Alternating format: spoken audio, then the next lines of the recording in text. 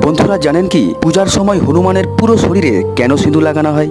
রাবণকে বধ করে অযোধ্যায় ফিরে আসার পর সমস্ত বানর সেনারা নিজেদের রাজ্যে ফিরে যান, কিন্তু হনুমান অযোধ্যাতেই থেকে যান যাতে তিনি রামচন্দ্রের সেবা করতে পারেন। একবার মাতা সীতা সিঁথিতে সিঁদুর লাগাচ্ছিলেন, তখন হনুমান সেখানে উপস্থিত হন। হনুমান মাতা সীতাকে জিজ্ঞেস করেন, হে মাতা, আপনি এটা কি করছেন? সীতা দেবী বলেন, আমি সিঁথিতে সিঁদুর লাগাচ্ছি যাতে আমার স্বামীর জীবন দীর্ঘায়ু হয় এবং সিঁদুর লাগালে তিনি খুব প্রসন্ন থাকেন। এরপর হনুমান সেখান থেকে নিজের কক্ষে চলে যান। হনুমানও তার সম্পূর্ণ শরীরে সিঁদুর লাগিয়ে রামচন্দ্রের সামনে উপস্থিত হন। রামচন্দ্র অবাক হয়ে জিজ্ঞেস করেন, তোমার শরীরে এমন অবস্থা কেন? হনুমান বলেন, মাতা সীতা বলেছেন সিঁদুর লাগালে আপনি সর্বদা প্রসন্ন থাকেন এবং আপনার জীবন দীর্ঘায়ু হবে, তাই আমি সিঁদুর লাগিয়েছি।